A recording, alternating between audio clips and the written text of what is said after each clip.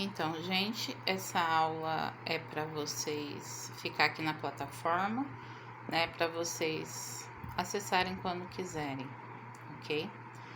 A gente vai falar dos injetáveis, mas primeiro de tudo, antes que a gente comece a falar sobre essa técnica, a gente sempre vai fazer a lavagem das mãos, tá?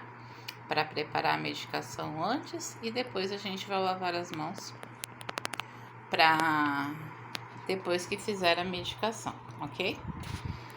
Então, a administração de medicamentos sempre tem que ser feita com eficiência, segurança e responsabilidade, né? Por quê? A terapêutica medicamentosa, para ela é ajudar o paciente, né? Só que se a gente não sabe preparar o medicamento ou especificamente um medicamento, a gente tem que pesquisar para não piorar a situação do paciente, né? Então, a gente tem que ter alguns conhecimentos farmacológicos, como farmacocinética, farmacodinâmica, a dose máxima efetiva, o que é isso? É a dose máxima que esse paciente pode receber no dia e a dose efetiva, ou seja, que vai fazer efeito no paciente, né? Assim como o intervalo entre as doses, ou seja, tudo que é inerente àquele medicamento, né? E assim, sempre respeitar o que está prescrito, né? As vias e técnicas de administração, né? Aí a gente lembra aqui um pouquinho do conceito de medicamento, né? Medicamento é uma substância que vai promover ação preventiva, curativa, paliativa ou diagnóstica no nosso organismo. Preventiva, uma vacina, por exemplo. Curativa, um antibiótico, né, numa infecção biológica. Paliativa, né, quando o paciente está com dor, já não tem mais o que fazer, ok? E diagnóstica, que é o iodo, na realização de exames de imagem. Parenteral, que a gente vai falar muito aqui nessa aula, que é o que a gente está visando, né, é a administração por meio injetável, seja endovenosa, intramuscular, subcutânea ou intradérmica, ou seja, na veia, no músculo, na gordurinha e na pele.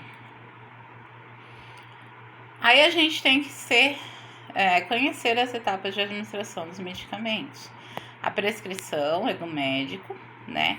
Dispensação farmacêutico, preparo e administração e enfermagem, ou seja, 2 processos ali são da enfermagem os últimos antes de fazer a medicação. Então, a gente tem que triar bem, né? Se houve erro no primeiro ou no segundo, para a gente reconhecer na nossa parte. Aí a gente vai falar dos 13 certos da medicação, que antes eram 6, depois foi 9, depois foram 11 e agora são 13, tá?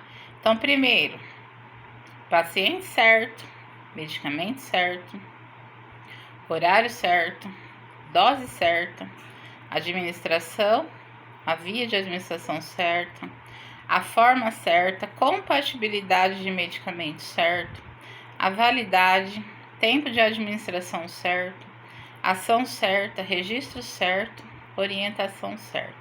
A prescrição vinha primeiro, eu esqueci. Tá?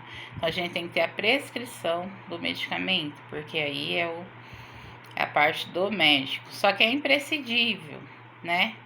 A prescrição, certo? Paciente certo, medicamento certo, dose certa e via de administração certa. Essa a gente nunca pode esquecer de conferir, ok?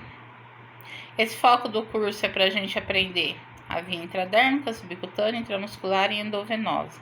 Porém, a gente vai fixar os conhecimentos em intramuscular e endovenosa no prático, ok? Para que a gente prepare esse medicamento, a gente tem que ter um ambiente com boa iluminação. Por quê? Algumas ampolas vêm com as letras muito pequenas ou em cores que não ajudam muito, tá? Então, a gente tem que ter uma iluminação boa. A gente, enquanto está preparando, tem que evitar distração e conversas, porque isso vai atrapalhar a nossa concentração e pode induzir ao erro. Sempre ter a prescrição médica correta, né? E saber lê-la, né? Porém, se a gente tem dúvida, né? A gente vai lá com o médico ou com o farmacêutico pra gente não fazer coisa errada, ok? Aí, a gente tem as vias de administração, via oral, que é absorção intestinal ou sublingual, via retal, né, que é no reto, via ocular, no olho, inalatória, né, que a gente faz inalação, intranasal, ou seja, dentro do nariz, dermicotópica, que é na pele, e vaginal, né, que é dentro da vagina, tá?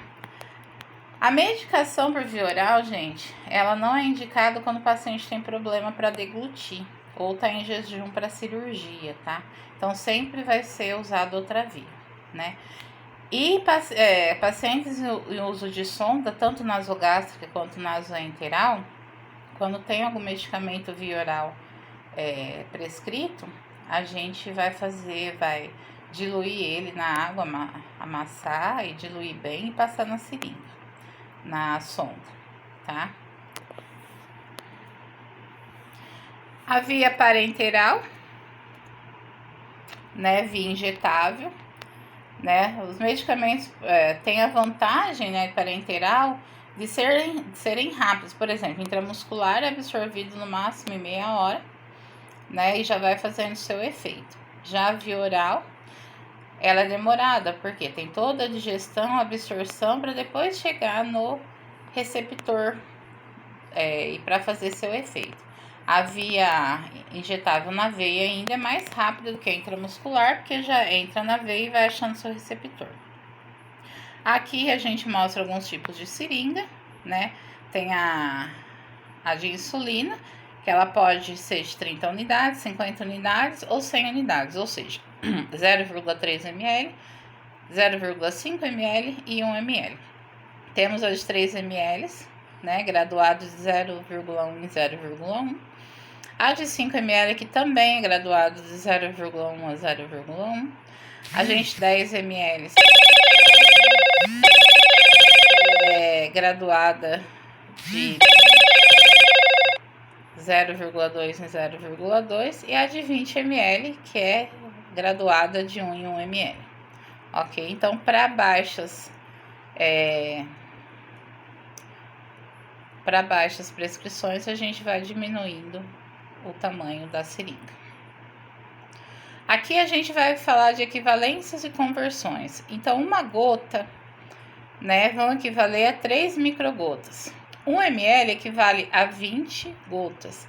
Então, 1 ml do medicamento, por exemplo, paracetamol, né, se for prescrito 1 ml, a gente sabe que são 20 gotas, né? 1 microgota por minuto significa 1 ml por hora, tá? 1 miligrama é igual a 1000 microgramas. 1000 ml é igual a 1 litro, 1000 miligramas 1 grama, né? E 1 grama é igual a 1000 miligramas, ao contrário também. 100 miligramas é igual a 0,1 gramas, isso aqui é mais matemática, tá? Então, essas são as medidas de conversões universais, né? Na dúvida, a gente sempre pergunta. Aí, as fórmulas para conversão, miligrama em gramas dividir por 1000, ml em litros dividir por 1000, gramas em quilos dividir por 1000 e gramas em miligramas multiplicar por 1000. Aí já é o contrário, litros em ml multiplicar por 1000 e quilos em gramas multiplicar por 1000 também, tá? Aí a gente vai falar da administração intramuscular, né? A finalidade dela é a absorção de drogas por via parenteral, tá? Porque o músculo é bastante vascularizado, né? E a gente tem uma via mais rápida do que a digestiva subcutânea, que demoram mais para ser absorvidos, né? E aplicar drogas que são contraindicadas em outras vias, principalmente aquelas mais oleosas, né? A indicação delas são para medicamentos e vacinas. A contraindicação, restrição dessa via, né? Pessoas que têm massa muscular reduzida, são muito magrinhos. Aplicações de volume superior a 4 ml, ou seja, o músculo suporta até 4 ml. Nunca que a gente vai administrar 8 ml no dorso glúteo, tá? Então, sempre conferir, né? Se tiver lesões nos locais de aplicação, a gente tem que escolher outro local. Por quê? Se acontecer de essa lesão precursora infeccionar, vai falar que é por conta da aplicação e não porque tinha uma lesão ali, né? Então, a gente escolhe outro lugar, né? E membros sem movimento.